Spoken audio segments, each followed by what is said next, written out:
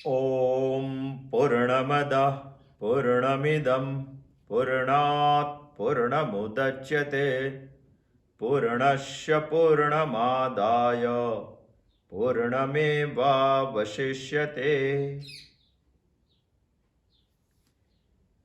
शुक्ल यजुर्वेद के कण्व शाखा का 40वां अध्याय में आए हुए ईशावास्य उपनिषद के शांति मंत्र के बारे में हम बात कर रहे थे। शांति मंत्र का पहला पद है ओम पूर्णमद, यानी परमात्मा पूर्ण है। पूर्णमिदम यानी इस जगत भी पूर्ण है। हम वहां अटके थे कि जो परमात्मा पूर्ण है तो पूर्ण एक ही हो सकता है। जो पूर्ण है वो संपूर्ण है, वो संपूर्ण है तो दूसरा पूर्ण नहीं हो सकता। मगर हमने सोचा कि पूर्ण परमात्मा है और पूर्ण जगत भी है। दो पूर्ण असंभव है, दो पूर्ण अशक्य है, वो होते ही नहीं है। तो यहां क्यों बताया है? इसके जवाब के लिए हमें इस शांति मंत्र का आगे का पद देखना पड़ेगा। जैसे दो पूर्ण नहीं होते हैं फिर भी दो पूर्ण की बात की है तो उसको कुछ हमें समझना पड़ेगा। पूर्णात् पूर्णमुदच्यते, ओम पूर्णमदः पूर्णमिदं पूर्णात् पूर्णमुदच्यते। यहां ऐसी बात बताई हुई है कि परमात्मा पूर्ण है, जगत भी पूर्ण है। पूर्ण से पूर्ण उदच्यते, पूर्ण से पूर्ण की निर्मित हुई है, पूर्ण से पूर्ण उदय हुआ है। इस पूर्ण परमात्मा से ये पूर्ण जगत का निर्माण हुआ है, जन्म हुआ है। ऐसा सोचेंगे, ऐसा श्रुति बता रही है, श्रुति बता रही है। मगर ये बात सुनने से हमें वैसा भी प्रश्न खड़ा होता है कि उत्पत्ति कैसे हुई जगत की। तो उसके लिए भी हम सोचते हैं, हमें जो पहला प्रश्न खड़ा हो जाता है, उत्पत्ति कैसे हुई, उसके बारे में भी हमें सोचना चाहिए।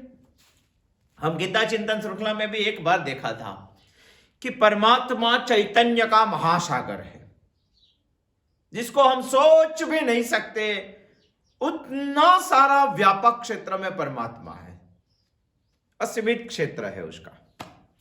परमात्मा व्यापक है, यह चैतन्य सृष्टि के परे भी है। मगर इसी परमात्मा को एक दिन हुआ ऐसा लगा कि मैं अकेला हूं, मुझे दूसरा भी चाहिए। न एकाकी रमते, खेलने की इच्छा होती हो तो दूसरा चाहिए हमें। परमात्मा अकेला है तो उसको कुछ बनाना था, इसीलिए उन्होंने सृष्टि बनाने का संकल्प किया। परमात्मा ने सृष्टि बनाने का संकल्प किया। इसी संकल्प के वजह से परमात्मा ने पंच महाभूत की निर्मित की। पंच महाभूत की निर्मित से सारी सृष्टि का निर्माण किया। सारी सृष्टि निर्माण हो जाने के बाद हम ऐसा सोचते हैं कि परमात्मा ने क्या किया। उन्होंने ऐसा सोचा, हम देख रहे हैं पूर्णात् पूर्णमुदच्यते, पूर्ण से पूर्ण कैसे निर्माण हुआ। जैसे परमात्मा ने सृष्टि बनाने का संकल्प किया और पंच महाभूत की निर्मित की, उसको ही शास्त्रों मायोपाधिक ईश्वर बोलते हैं। जिन्होंने माया की उपाधि लेके रखी है वही परमात्मा का एक स्वरूप, जिन्होंने सृष्टि की निर्मित की है। मगर सृष्टि की निर्मित के बाद जैसे एक मकान है, वेल फर्निश्ड मकान है, बहुत अच्छा मकान है, बहुत अच्छा, मगर उसमें कोई रहता नहीं है तो कैसे चलेगा? कोई रहना तो चाहिए, दूसरा तो चाहिए सामने। मेरी भी यही उलझन है, मैं यहां अकेला बोल रहा हूं, सामने से कोई मुझे रिस्पॉन्स दे रहे नहीं है। नए का की रमत है तो परमात्मा की हो ही सकती है। तो उन्होंने ऐसा सोच के ऐसा बनाया जैसे एक मकान वेल फर्निश्ड है और उसमें कोई नहीं रह रहे हैं तो ऐसा लगता है कि हमें रहना चाहिए, तो ये मकान अच्छा लगता है। सारी सृष्टि बन जाने के बाद परमात्मा को ऐसा लगा कि इस सृष्टि तो जड़ है, उसमें चेतन चाहिए। इसीलिए परमात्मा ने दूसरा एक संकल्प किया उसमें प्रवेश करने का। उन्होंने चैतन्य के स्वरूप से इस जड़ सृष्टि में प्रवेश किया।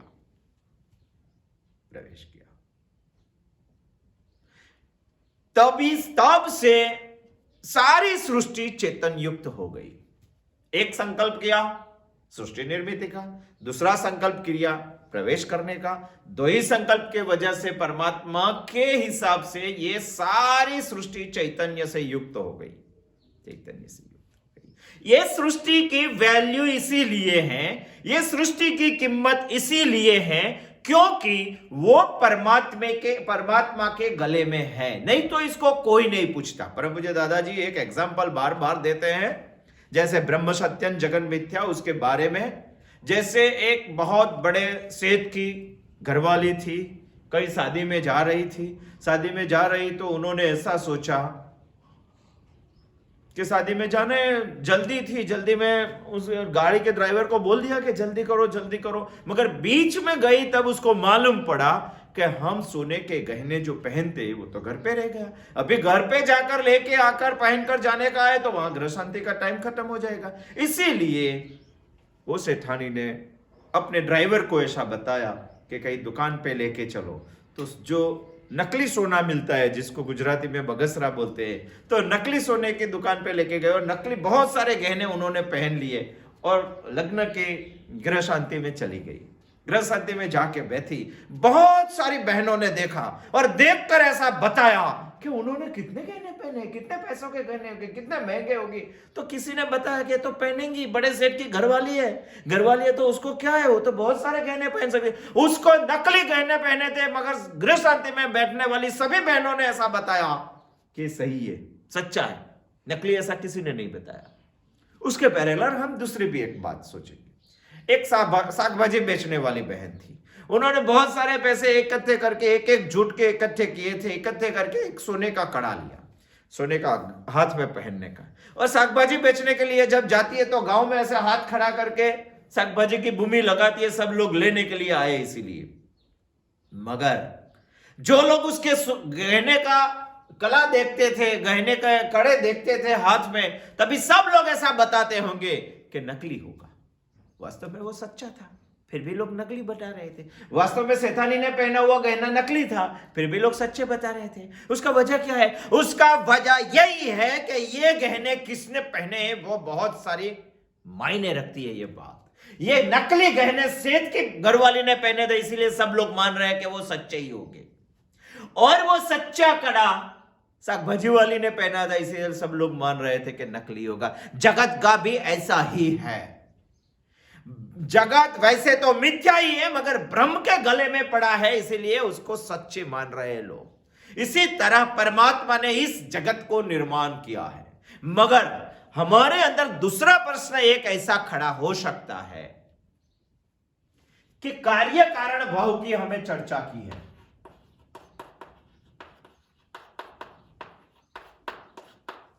और कार्य कारण भाव की जब चर्चा की है शास्त्रों में, तो कार्य कारण भाव ऐसा बोलते हैं कि जब भी सृष्टि में कोई कार्य होता है तो उसी कार्य में उसका जो कारण हमें दिखाई नहीं दे रहा है, मगर वो कार्य में व्याप्त ही रहते हैं।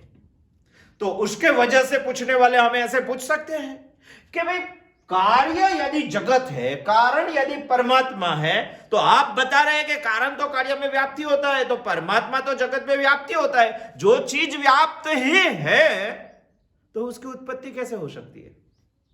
वो भी बहुत बड़ा प्रश्न है। जैसे कि घर में मैं नहीं था तो मुझे प्रवेश करना चाहिए, वैसा भी बोल सकते हैं। और ऐसा भी बोल सकते हैं कि संकल्प से इस सृष्टि की निर्मित हुई, तो संकल्प से प्रवेश हो सकता है। जैसे कि हम एक घट लेंगे और ये घट में जो मिट्टी छुपी हुई है, मिट्टी उसका कारण है, घट उसका कार्य है। मगर जब घट में मिट्टी होती है और मिट्टी ऐसा संकल्प कर लेती है कि मैं घट हूं, यदि वो घट है तो घर पे लगाने वाली स्लेट वो नहीं है। घर बनाने वाली ईंट वो नहीं है, दिया जलाने वाला मिट्टी का वो दिया नहीं है। वो एक बात संकल्प से स्वीकार कर लेते हैं, बाद में दूसरा कुछ नहीं है। वो मिट्टी उसका कारण है, मगर कारण ने ऐसा संकल्प कर लिया कि मैं घट हूं, बाद में दूसरे वो नहीं है। उसी तरह इस सृष्टि में परमात्मा ने जब भी प्रवेश करने का संकल्प किया, तो संकल्प करके उसने तय किया। हमारे शरीर में जब परमात्मा ने प्रवेश किया, तभी ये चैतन्य ने ऐसा तय कर लिया कि मैं ये शरीर हूं, मैं ये शरीर हूं, यानी मैं दूसरा नहीं हूं। उसकी सर्वव्यापकता खलास। संकल्प से जैसे सृष्टि की निर्मित हो सकती है, वैसे संकल्प से प्रवेश हो सकता है। मगर तीसरी भी बात उसमें से एक दूसरी खड़ी हो जाती है कि जैसे हम सोचते हैं कि हम और परमात्मा तो एक ही है, अद्वैत सिद्धांत है, और हम और वो एक ही है। परमात्मा और जगत, परमात्मा में से ही जगत निर्माण हुआ है, वो एक ही है, अभेद्य है। जिसका भेद नहीं है, उसकी उत्पत्ति कैसे हो सकती है? हम सोच रहे हैं पूर्णात् पूर्णम उदच्यते, परमात्मा पूर्ण है, जगत भी पूर्ण है, मगर उसमें भेद नहीं है, तो उसकी उत्पत्ति कैसे हो सकती है? श्रुति बता रही है कि परमात्मा में से ही सृष्टि की निर्मित हुई है। उसी दृष्टि से देखेंगे तो भेद है, मगर भेद नहीं है। उसके लिए हमें शंकराचार्य जी ने बनाया हुआ एक बहुत सोचने जैसा स्तोत्र बनाया है, जिसको ग्रंथ ही बोलते हैं लोग जब भी पढ़ते हैं तभी। उस स्तोत्र का नाम है दक्षिणामूर्ति स्तोत्र। गुरु पूर्णिमा के दिन गुरु को वंदन करने के लिए बोला जाता है। शंकराचार्य ने भगवान शिव को गुरु माने थे, और शिव को गुरु मानते हुए उन्होंने ये स्तोत्र बनाया था।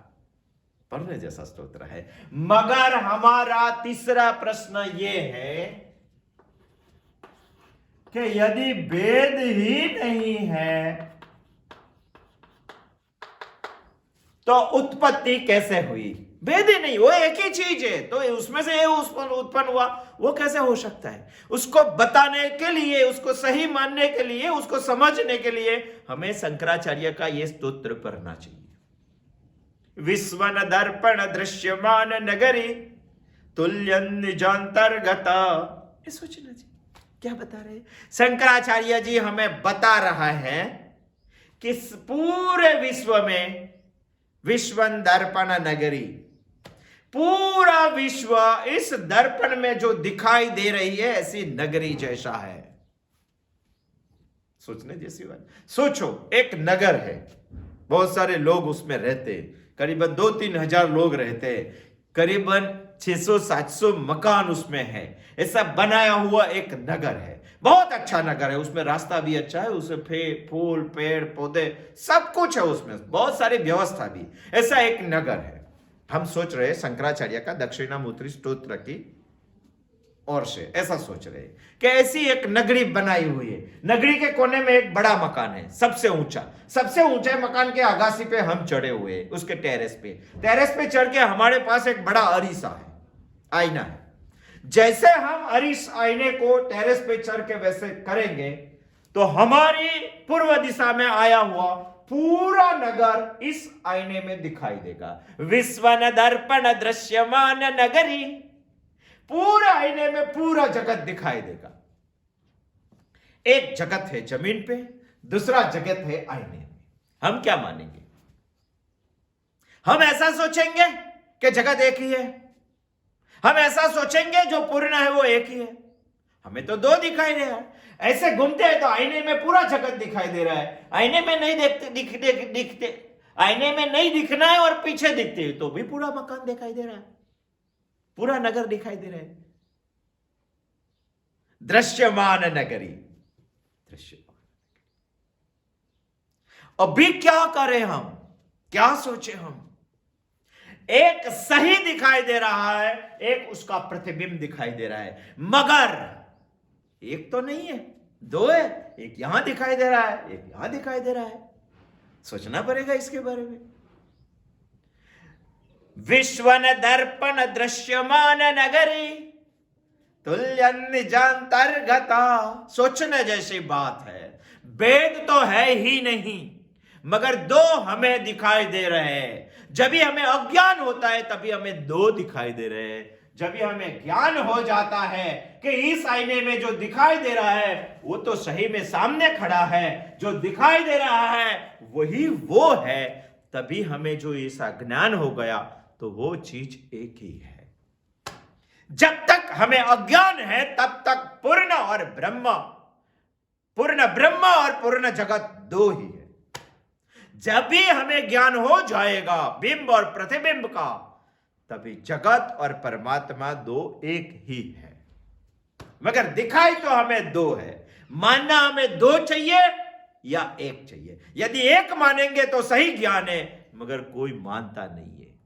दूसरा भी एक एग्जांपल लेंगे। चलो, एक एग्जांपल है कि एक बाल काटने वाली हजाम की एक दुकान थी। बहुत सारी उम्र से वो बाल काट रहे थे। उसकी एक ऐसी दुकान थी कि चारों ओर अरीसे थे, आईने थे। उसकी छोटी सी दुकान थी। छोटी सी दुकान में एक ही कुर्सी थी, एक ही चेयर थी बाल काटने के लिए। और कोई भी आदमी आता था, बैठता था, बाल कटवा के चला जाता था। सामने एक बहुत बड़ा अरीसा था। जो चेयर यहाँ थी वही चेयर सामने दिखाई दे रही थी। उसके छोटे छोटे दो बच्चे भी थे। जब से वो दुकान पे आते थे तभी दो बच्चे को भी दुकान पे लाते थे। मगर दो बच्चे को दो चीज दिखाई दे रही थी। क्या दो चीज? एक कुर्सी यहाँ है, एक कुर्सी सामने है जो आईने में दिखाई देती है। ऐसा करते करते बच्चे भी बड़े हो गए, वो भी बूढ़ा हो गया। एक दिन हजाम का देहांत हो गया। जब ये देहांत हो गया तभी दो बच्चे ने ऐसा सोचा कि हमें भी सब प्रॉपर्टी का पार्ट बांटना चाहिए और सब दोनों को एक एक हिस्सा ले लेना चाहिए। तो उन्होंने दुकान में जाके ऐसा सोचा कि हम बचपन से देख रहे हैं कि हमारे पापा की दुकान में दो कुर्सी है, हजाम की दो कुर्सी है। तो छोटे वाले ने बोला तो उसमें प्रश्न ही क्या है, एक आप ले लो, एक मैं ले लूं। मगर बड़े पुत्र ने ऐसा सोचा कि मैं जाके एक कुर्सी ले लेता हूं। जब भी उन्होंने दुकान में से एक कुर्सी लेके बाहर निकल गया तो दूसरी कुर्सी गायब। छोटा बच्चा ने बोला कि ऐसा नहीं चलेगा, आप दोनों कुर्सी ले गए। अरे नहीं भाई, मैं एक ही कुर्सी ले गया, तो यहां दूसरी कुर्सी थी वो कहां गायब हो गई? ऐसा नहीं चलेगा, आप दो कुर्सी लेके गए। बड़े ने बोला कि नहीं, मैं एक ही कुर्सी लेके गया, अभी गया, नहीं वापस लाओ ये कुर्सी। तो ये कुर्सी वापस लाई तो दोनों आ गई।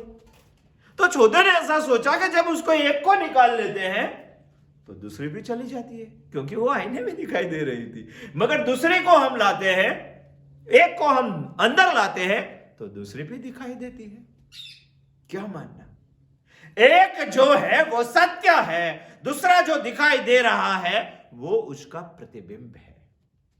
प्रतिबिंब को कभी हम बेच नहीं सकते। हजाम को ऐसा लगता है, उसके बच्चे को ऐसा लगता है कि एक को निकालते हैं दूसरी चली जाती है, तो चलो भाई हम ऐसा सोचते हैं, एक को रखते हैं दूसरी दिखाई देती है, दूसरी को बेच देते हैं, असली को रख लेते हैं। ऐसा होता है क्या? और ऐसा भी होता है कि छोटे वाले को ऐसा बोला कि तू पहली वाली को रहने ले, दूसरी वाली को पहले ले सकते हैं क्या? नहीं हो सकता ऐसा।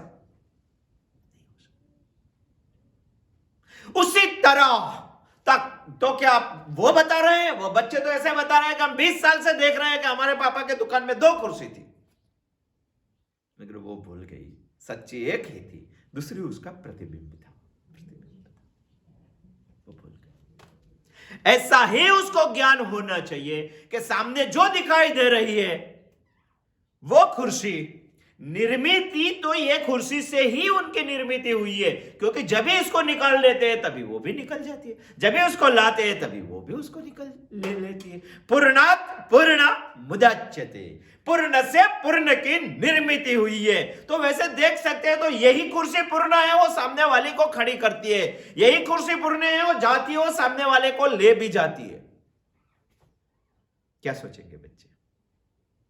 हम 20 साल से देख रहे थे कि यहां दो कुर्सी थी, मगर तू जो 20 साल से देख रहा था ये तेरी अविद्या है, तेरा अज्ञान है। सही माने में एक ही कुर्सी है। ओम पूर्णमदः पूर्णमिदं पूर्णात् पूर्णमुदच्यते। देखना चाहिए आदमी को, ऐसा सोचना चाहिए। मगर उसमें से भी एक बड़ा प्रश्न खड़ा होता है। कौन सा बड़ा प्रश्न खड़ा होता है? यदि आप सोचने वाले हैं, यदि आप चिंतन करने वाले हैं, तो ऐसा भी सोच सकते हैं कि जैसे कुर्सी असली दिखाई दे रही है, वो सामने एक प्रतिबिंब दिखाई दे रहा है, मगर प्रतिबिंब तो भ्रांति है, सही नहीं है। तो क्या आप मानते हैं परमात्मा पूर्ण है, उसका प्रतिबिंब जगत भी पूर्ण है, जैसे ये असली कुर्सी है, जैसे ये प्रतिबिंब कुर्सी है, और प्रतिबिंब कुर्सी भ्रांति है, सही में नहीं है, तो क्या हमें इस जगत का व्यवहार भी भ्रांत मानना चाहिए? हम जो इस जगत में पूरे व्यवहार कर रहे हैं वो भ्रांति है क्या? वैसा सोचेंगे तो श्रुति हमें बता रही है कि पूर्ण भ्रांति भी नहीं है और पूर्ण सत्य भी नहीं है, क्योंकि उसका स्वतंत्र अस्तित्व नहीं है। जैसे हम किसी प्रतिबिंब का फोटो निकालेंगे, जैसे दृश्यमान नगरी, इस आईने में दिखाई देने वाली नगरी का हम तस्वीर निकालेंगे तो निकाल सकते हैं, वो निकाल सकती है आईने में से भी तस्वीर, क्योंकि निकालने वाला चेतन है। देखो, सर्प रज्जु का न्याय शास्त्रों में है, जैसे रज्जु रस्सी होती है, उसमें सर्प का हमें दर्शन होता है, हम चौंक जाते हैं। तभी किसी व्यक्ति ने सर्प रज्जु के न्याय के हिसाब से यहां सर्प ऐसा बताया, सही में रज्जु है, उसका फोटो निकालेंगे तो सर्प का फोटो आएगा क्या? रस्सी का फोटो आएगा, रज्जु का फोटो आएगा। रज्जु का फोटो आता है, इसीलिए सही ये है कि फोटो निकालने वाला कैमरा जड़ है। यहां सही ए है कि किसी चैतन्य ने इसका फोटो निकाला है, यहां चैतन्य को भ्रांति हुई है, कैमरे से फोटो निकालता है, सही दिखाई देता है। भ्रांति जड़ को ही होती है, भ्रांति चेतन को ही होती है, जड़ को नहीं। वो सही बता देता है, सही बता देता है। इसीलिए ये जगत आप मानेंगे तो थोड़ा सा अंशतः भ्रांत भी है, अंशतः सत्य भी है। ऐसा क्यों मानते हैं? ऐसा इसीलिए मानता है कि जगत को भी स्वतंत्र अस्तित्व नहीं है, किसी के आधार पे वो जी रहा है। तज जलान, तज तजनी, तज ल एंड तज अन्य, किसी के आधार पे वो जी रहा है, स्वतंत्र अस्तित्व नहीं है। इसीलिए तो बिंब प्रतिबिंब सिद्धांत में हम बता रहे हैं, वेद को समझने के लिए, प्रतिबिंब बिंब को समझने के लिए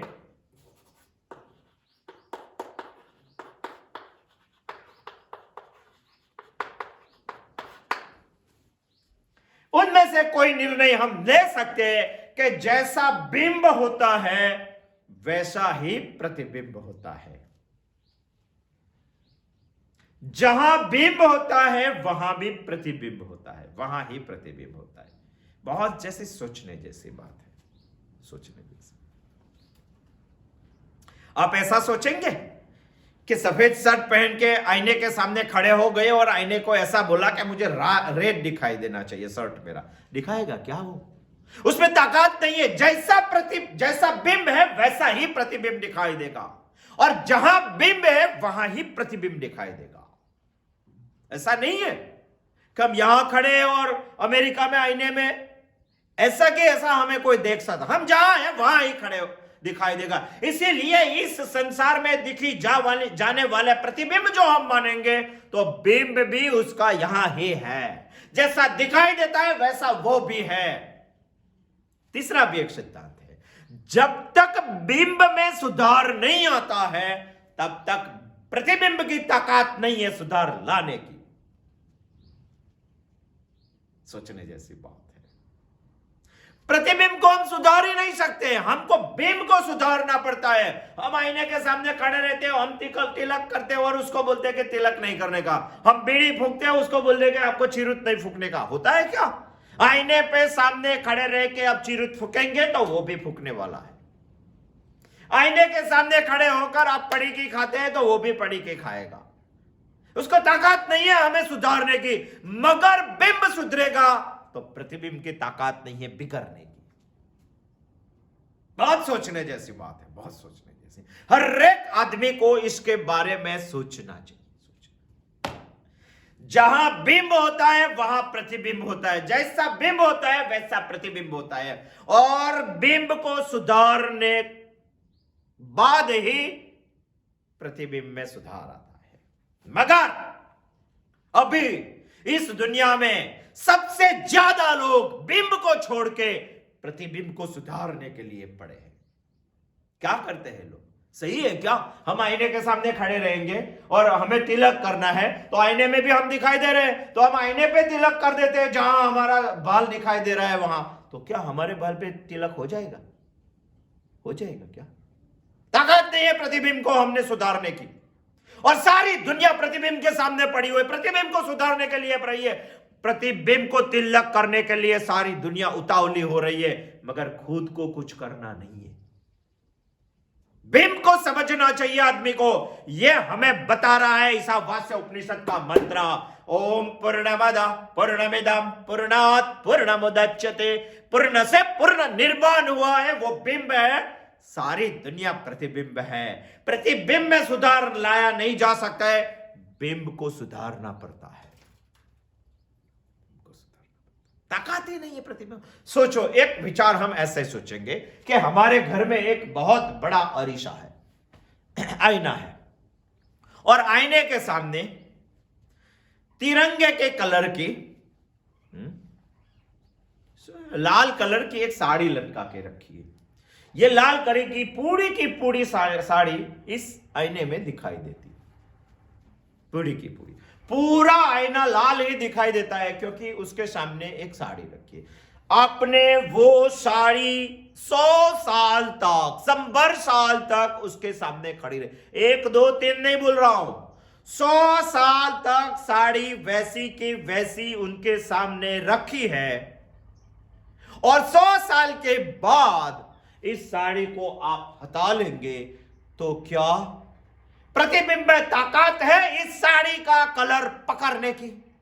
आईना रेड रहेगा क्या साड़ी हटाने से? अरे 100 साल रही चुकी होगी, फिर भी बिंब का सुधार आ गया तो प्रतिबिंब को निकालना ही पड़ता है। ताकत नहीं है प्रतिबिंब को पकड़ने की, वो साड़ी का कलर पकड़ने की। नहीं रख सकते आईना उसका कलर।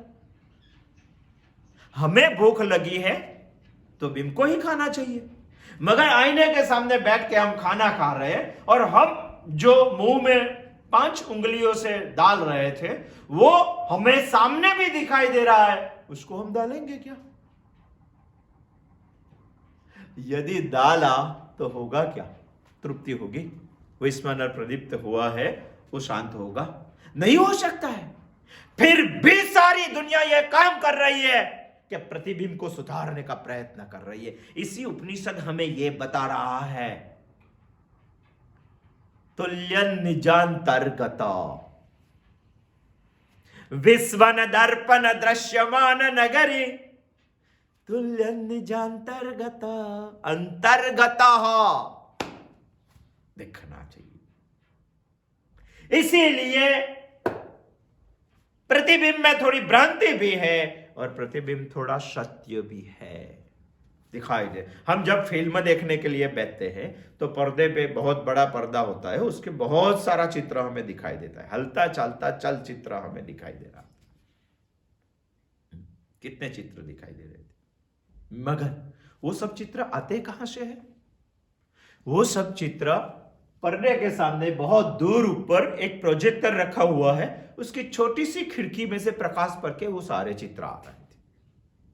यदि पर्दे को हमें साफ करना है, व्हाइट करना है, क्लियर करना है, मुक्त करना है इस चित्रों से, तो क्या करना चाहिए? ये पत्ती को हटा लेना चाहिए। यदि ये पत्ती हट गई तो पूरा पर्दा क्लियर, प्रतिबिंब क्लियर, वही उसको ही हम मुक्त बोलते हैं।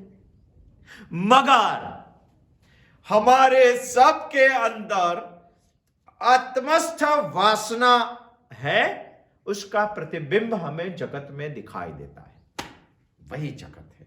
हमारे अंदर भी कुछ है, जो अंदर है वही हमें बाहर दिखाई दे रहा है, वही है ओम पूर्णमद पूर्णमिदं पूर्णात् पूर्णमुदच्यते। मगर उसमें से एक प्रश्न खड़ा हो सकता है, 5वां,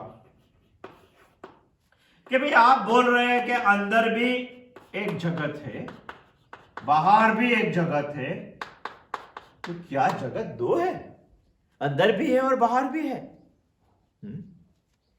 श्रुति हमें बता रही है कि हां, आप मानेंगे तो दो भी है, बिंब और प्रतिबिंब। अंदर आत्मस्थ या ईश्वरस्थ वासना का प्रपंच है, वही प्रपंच का बाहर एक प्रतिबिंब प्रपंच है, उसको हम जगत बोलते हैं।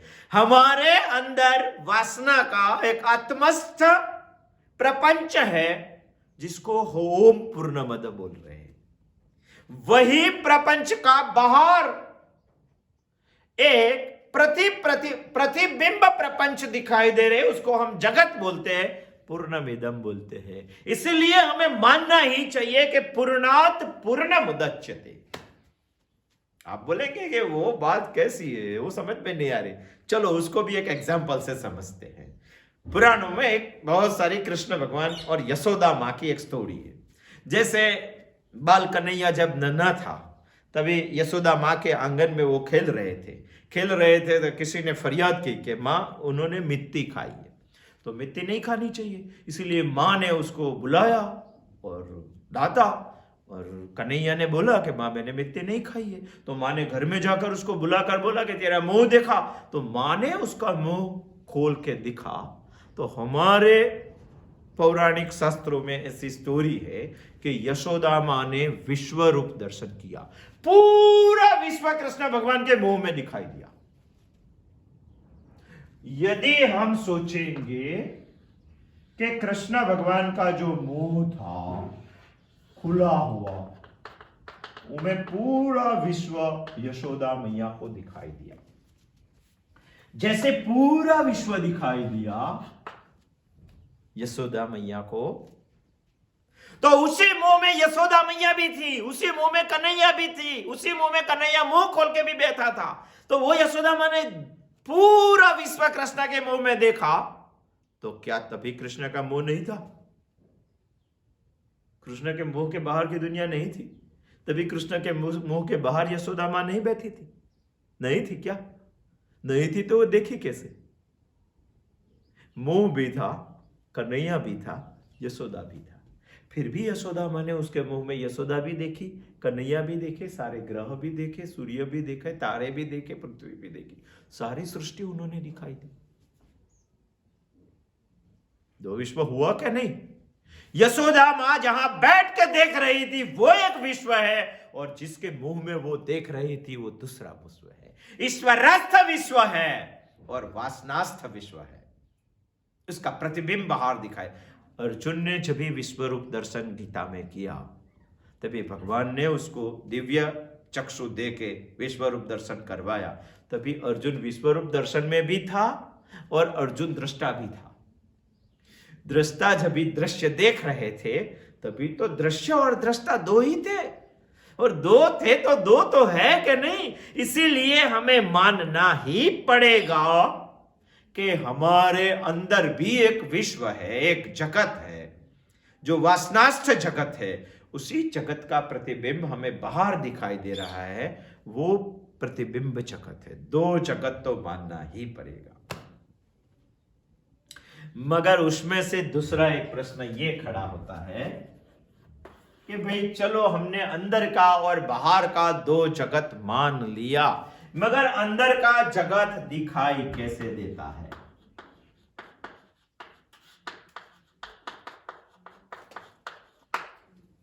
हमारे पास आईना है क्या? विश्व न दर्पण दृश्यमान नगरी, उसमें तो आपने बताया कि आईने में पूरी विश्व एक नगरी जैसा दिखाई दे रहा है, ऐसा तो आपने बताया। वो बात भी हमने मान ली। दो जगत है, वो बात भी हमने मान ली। एक अंदर है, एक बाहर है, वो बात भी हमने मान ली। अंदर प्रतिबिंब है, अंदर बिंब है, बाहर प्रतिबिंब है, वो भी बात हमने मान ली।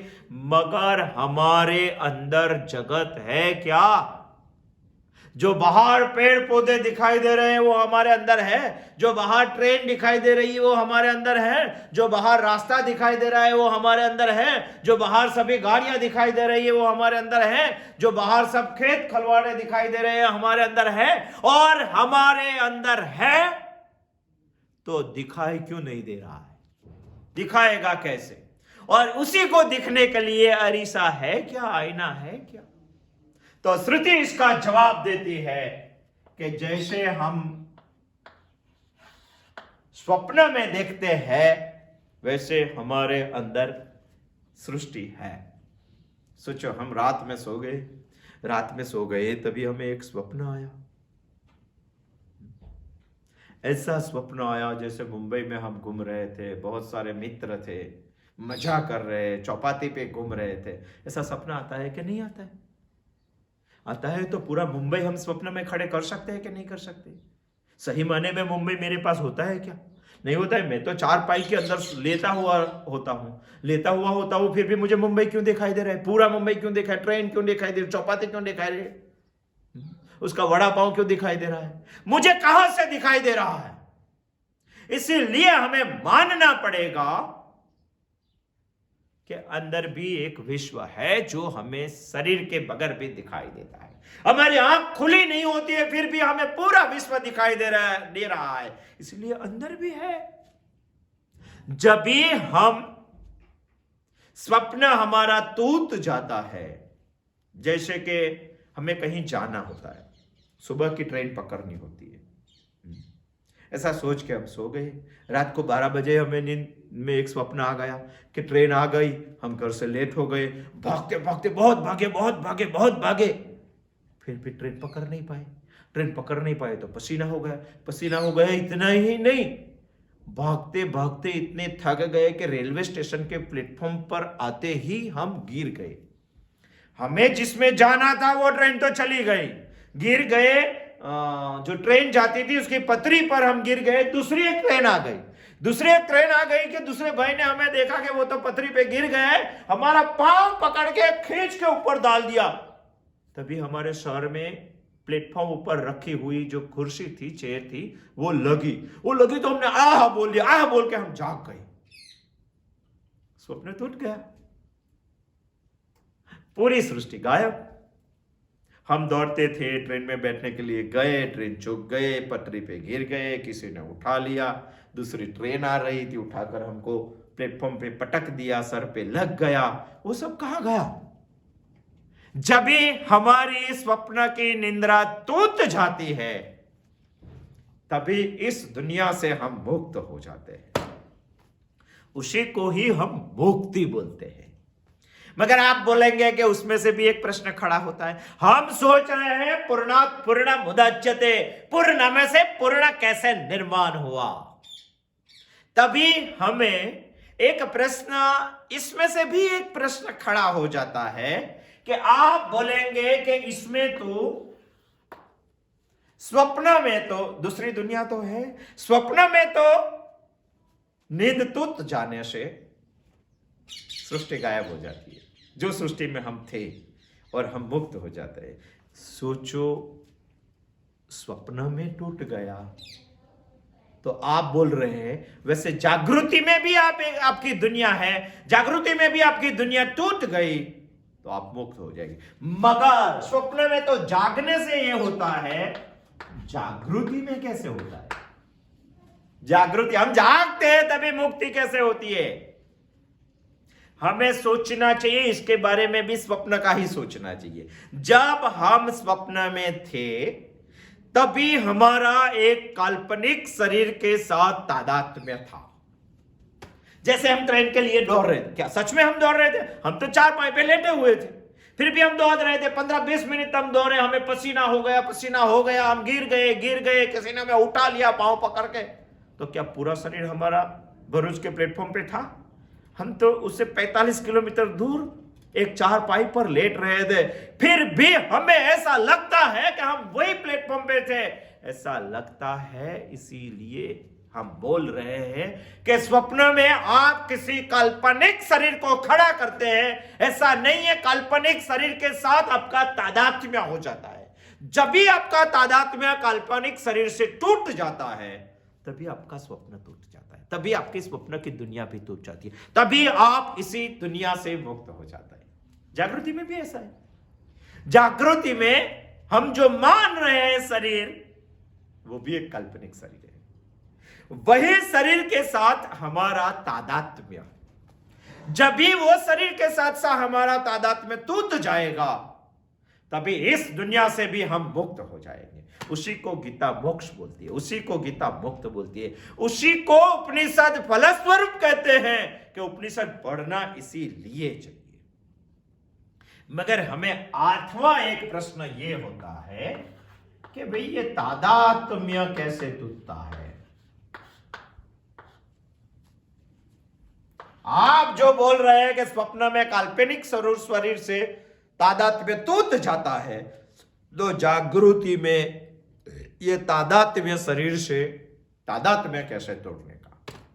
जागृति में तादात्म्य तोड़ने के लिए ज्ञान चाहिए, जागृति में तादात्म्य तोड़ने के लिए उपनिषद चाहिए, जागृति में तादात्म्य तोड़ने के लिए गीता चिंतन का अध्ययन चाहिए, जागृति में तादात्म्य तोड़ने के लिए पूरे उपनिषद का अभ्यास होना चाहिए दिल से। कई लोगों को लगता है ये बहुत मुश्किल है। अरे मुश्किल इसीलिए है कि इसमें स्टोरी नहीं आती है, मुश्किल इसीलिए है कि ये वेद का एक भाग है, मुश्किल इसीलिए है कि तेरी बुद्धि को ये पढ़ने की आदत नहीं है। उसको पढ़ना चाहिए, उसको बनना चाहिए, उसको सुनना चाहिए, तभी जागृति में भी तादात्म्य टूट सकता है। और जागृति में तादात्म्य जब भी टूटेगा, तभी जागृत अवस्था में भी मुक्त हो जाएगा। ज्ञान चाहिए, उपदेश चाहिए। शंकराचार्य जी तो बोल रहे हैं कि शिव जी जैसा एक गुरु चाहिए जीवन के अंदर, तभी आदमी को जागृति में तादात्म्य टूट सकता है। इतना सोचने के बाद भी आपको ऐसा एक प्रश्न रहेगा, क्या सही में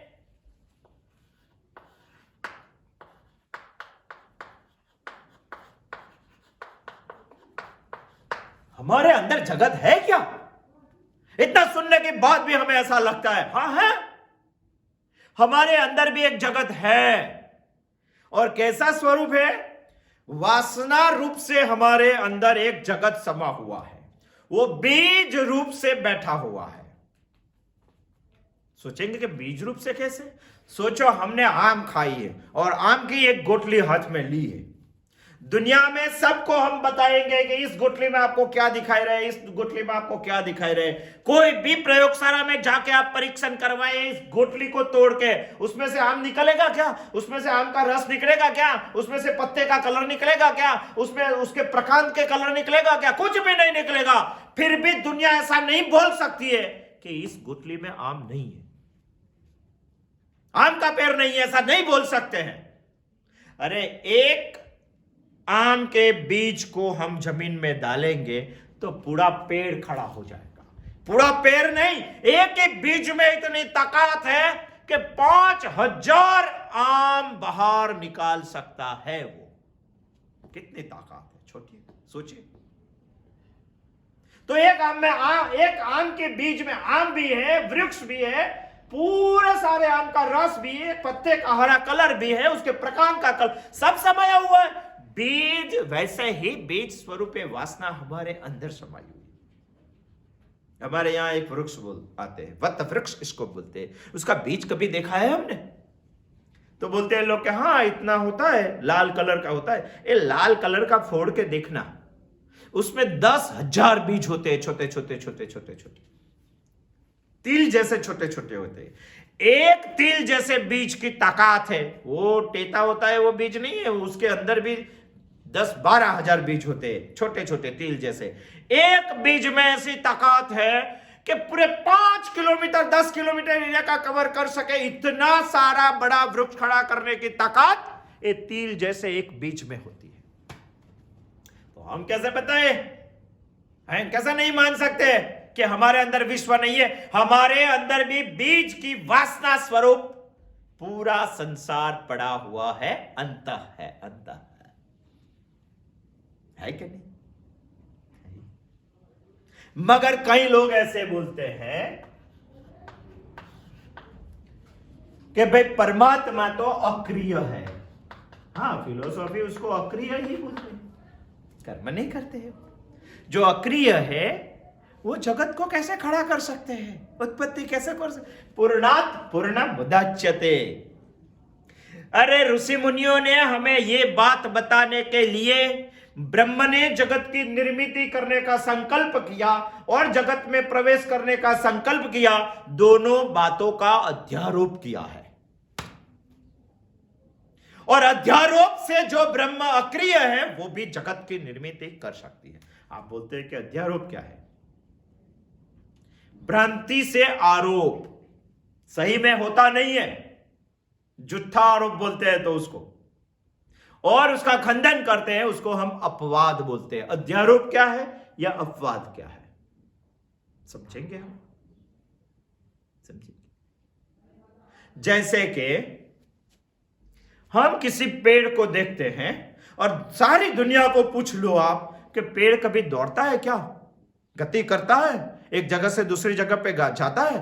तो सारी दुनिया जवाब देती है नहीं जाता है, नहीं होता है ऐसा। पेड़ कभी गति नहीं कर सकता, पेड़ एक जगह से दूसरी जगह पे दौड़ के नहीं जाता है। फिर भी मैं आपको बताता हूं, शास्त्र पढ़कर बताता हूं, शास्त्र बताते हैं कि जब एक गांव से दूसरे गांव रोड पे हम बस में बैठ के जाते हैं, खिड़की पर बैठे हुए, जब खिड़की पर बैठे हुए हैं तभी बाहर दूर से एक हमें पेड़ दिखाई दे रहा है, पेड़ दिखाई दे रहा है। जब हम पूर्व के दिशा में हमारी बस जा रही है तो हमारा दूर का पेड़ ऐसे घूमता घूमता घूमता पीछे जा रहा है, गति कर रहा है कि नहीं? हमें दिखाई दे रहा है, हमारी आंख बता रही है कि हमारी बस जाती है, उसकी दूसरी ओर पेड़ गति कर रहा है। जब हम छोटे थे तब ये चित्र देखते थे, आज भी देख लेना चाहिए। बड़ा होके बस में बैठेंगे तो पेड़ दौड़ेंगे। पेड़ सही माने में दौड़ता नहीं है, फिर भी उसके ऊपर दौड़ने का अध्यारोप लगाते हैं। सही माने में ब्रह्मा सृष्टि की निर्मिति नहीं की है, सही माना में ब्रह्मा ने उसमें प्रवेश नहीं किया है, फिर भी हमारे शास्त्रों ने उसके ऊपर, सही माने में ब्रह्मा क्रियाशील नहीं है, अक्रिय है, फिर भी हमारे शास्त्रों ने ब्रह्मा के ऊपर, परमात्मा के ऊपर, ब्रह्मा के ऊपर इस सृष्टि की निर्मिति का, इस सृष्टि को चलाने का, इस सृष्टि में प्रवेश करने का, इस सृष्टि में क्रिया करने का अध्यारोप लगाया हुआ है। तो ऐसा झूठा भ्रांत आरोप क्यों लगाया भाई? तो उसको हम अपवाद से देखेंगे, खंडन करके। आने वाले बुधवार को हम देखेंगे कि क्या चीज है अध्यारोप और क्या चीज है अपवाद, देखना चाहिए हमें। इसी मंत्र में ओम पूर्णमदः पूर्णमिदं पूर्णात् पूर्णमुदच्यते, इतना सेंटेंस, इतना पद अध्यारोप है। अभी जो आ रहा है पूर्णस्य पूर्णमादाय पूर्णमेवावशिष्यते, पूर्ण में से पूर्ण को पृथक करके इसी तरह उठाना चाहिए जैसे शेष पूर्ण ही रहता है, वो है अपवाद। अब तक जो हम पढ़ रहे थे वो अध्यारोप थे, अभी जो पढ़ रहे हैं वो अपवाद आएगा। आने वाले बुधवार को हम अपवाद पढ़ेंगे और उसको सही माने में समझेंगे। आप सोचेंगे कि अध्यारोप क्या है, अपवाद क्या है? बहुत सही बात है, वो उपनिषदों की टर्मिनोलॉजी है, उसको हमें पढ़ना चाहिए, उसको हमें समझना चाहिए। आज हमने क्या देखा? हमने अगले बुधवार को देखा था पूर्णमदः और पूर्णमिदं। परमात्मा पूर्ण है, इस जगत भी पूर्ण है। आज हमने देखा पूर्ण से पूर्ण की निर्मिति होती है, पूर्णात् पूर्णमुदच्यते। उत्पत्ति कैसे होती है? संकल्प से उत्पत्ति होती है। कार्य कारण भाव में व्याप्त होते हैं तो उत्पत्ति क्यों नहीं करनी चाहिए? जैसे घट का एग्जाम्पल देखे हमने, समझा है, भेद ही नहीं है दोनों के बीच में, तो फिर उत्पत्ति कैसे होती है? दक्षिणामूर्त स्तोत्र विश्व दर्पण दृश्यमान नगरी से हमने सोचा, तो उसका जो प्रतिबिंब है वो भ्रांत है। तो जगत क्या भ्रांति है? भ्रांति भी नहीं है और सत्य भी नहीं है, अंशतः भ्रांति भी अंशतः सत्य भी है, वो भी हमने देखा है। भ्रांति पूर्ण जगत करके उसका संपूर्ण अस्तित्व नहीं है। तो ये जगत आप दो मान रहे हैं, तो अंदर जगत है क्या? अंदर दो जगत है हमारे, एक वासनास्थ जगत, एक प्रतिबिंबात्मक जगत। वो बात हमने देखी है। तो अंदर का जगत दिखाई कैसे देखा? उसका स्वप्न का एग्जांपल लेके हमने देखा है। तो दिखाई देता है, स्वप्न में तादात्म्य तुटता है, मुक्ति होती है। तो जागृति में कैसे होती है? शरीर साथे की मुक्ति होती है। तो तादात्म्य कैसे टूटता है? ज्ञान उपदेश से तादात्म्य टूटता है। तो अंदर का जो जगत है वो सही माने में है क्या? बीज स्वरूप अंदर का जगत है और अक्रिय ब्रह्म सक्रिय जगत का निर्माण कैसे कर सकते हैं, उसमें हम अध्यारोप अपवाद की बात बाकी रखते हैं। आने वाले बुधवार को ये 2 चीज हम सुनेंगे। जय श्री कृष्ण।